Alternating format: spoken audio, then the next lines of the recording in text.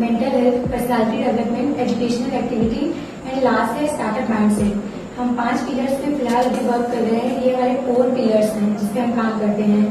और ये जो हम चीजें प्रोवाइड करते हैं वो अभी के सिनारियो में अगर देखें 6 to 12 के बच्चों को प्रोवाइड करते हैं। हम कह सकते हैं onwards graduation, post graduation, because ये जो चीजें हैं ये सबकी नीड है। अगर कोई भी एम्प्लॉयमेंट है या जॉब कर रहा है उसकी भी ये सारी चीजें नीड है।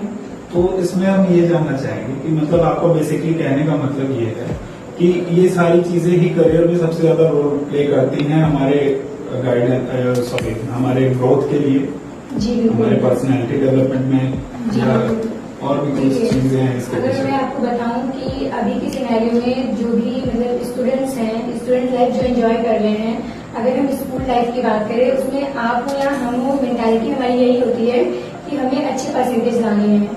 अगर हमारी मेंटालिटी नहीं होती है तो हमारे घर से हमें प्रेशराइज किया जाता है कि आपको 90-95% या 100% लाना है। बट क्या अगर मैं ये सवाल करूं आपसे ही या फिर किसी से भी मैं पूछूं कि क्या वो परसेंटेज हमें सक्सेसफुल बनाएगा या वही परसेंटेज हमें जॉब दिलाएगा या फिर हम अपने फ्यूचर में कुछ भी करना चाहते हैं वो परसेंटेज हमारे लिए इम्पोर्टेंट है।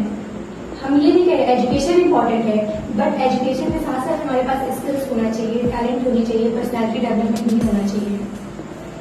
आपकी बात बिल्कुल सही है और आपकी बात से मैं सहमत भी हूँ। पर अगर देखा जाए तो ये सारी चीजों के अलावा भी बहुत सारी चीजें जरूरी होती हैं, लेकिन सिर्फ यही कह देना कि यही जरूरी है, इसको कैसे आप डिफाइन करते हैं? क्या देखिए हम आपको डिफाइन करते हैं। अगर हम जैसे बोले कि कोई भी बच्चा है, जनरली हमने जब स्कूल्स में विजिट किया था, हमने जो बच्चों की साइकोलॉजी है वो हमने समझा था। लेकिन हम कोई भी बात कर रहे हैं तो इसका मतलब उसके पीछे हमने पहले उस पर प्रैक्टिकली करके देखा है।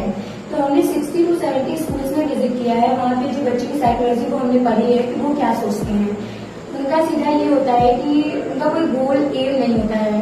मुझे लगता है मुश्किल से 1-2 बच्चे ऐसे होते हैं जिनका गोल ड्रीम पहले से पता होता है, लेकिन रेस्ट ऑफ द स्टूडेंट्स क्या होते हैं कि उनको नहीं पता है। उनको बस इतना पता है कि मुझे इतने % लाने हैं, मुझे अपने घर वालों को खुश कर देना है क्योंकि हमारे घर वाले हमसे ये चाहते हैं। ठीक है, अगर हम ये करें जो बच्चे मतलब जैसे CA हो गया, CS हो गया या फिर और भी कोई गवर्नमेंट जॉब हो गई, प्रिपरेशन सभी लोग करते हैं ना, बट सक्सेस कितने लोग होते हैं। तो अब ये सारी चीजें तो मुझे क्लियर हो गई। तो आपका मेन एम और विजन क्या है इसके पीछे आगे स्टार्ट करने का? अगर मैं अपने विजन की बात करूँ या एम की बात करूँ तो जो अनएम्प्लॉयमेंट चलता आ रहा है उसको कम करना है, एम्प्लॉयमेंट क्रिएट करना है। और एम्प्लॉयमेंट तभी क्रिएट होगा जब हमारे जो पिलर्स हैं अगर हम उनको मजबूत बनाएंगे, उनको स्ट्रांग बनाएंगे तो मे बी हमें लगता है कि जो अनएम्प्लॉयमेंट चल रहा है वो खत्म हो जाएगा।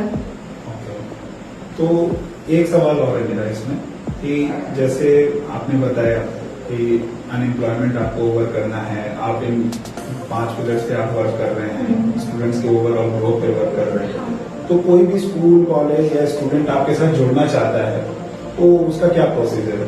अगर कोई भी स्कूल, कॉलेज हमारे साथ जुड़ना चाहता है, सिंपली हमारा जो कॉस्ट होता है, हमारे जो एम्प्लॉयज होते हैं वो ऑटोमेटिकली हर स्कूल में विजिट करते हैं। ठीक है, एंड हम 1 टाइम चार्ज करते हैं जो कि हमारा रजिस्ट्रेशन कॉस्ट है 399।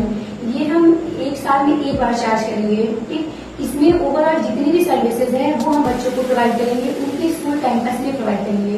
ना बच्चों को मुझे कहीं बुलाना है, ना मैनेजमेंट को मुझे कहीं बुलाना है। हमारे स्टाफ स्कूल में विजिट करेंगे, कैंपस में विजिट करेंगे, बच्चों से बात करेंगे या जो मैनेजमेंट है उनसे बात करेंगे। अगर वो इंटरेस्टेड हैं तो ये सारी फैसिलिटी, ये सारे सर्विसेज उनके स्कूल में ही मिल दी जाएंगी। तो देखा जाए तो एक तरीके से ये वर्कशॉप हो गया, हम हर स्कूल में विजिट कर रहे हैं और वहाँ एक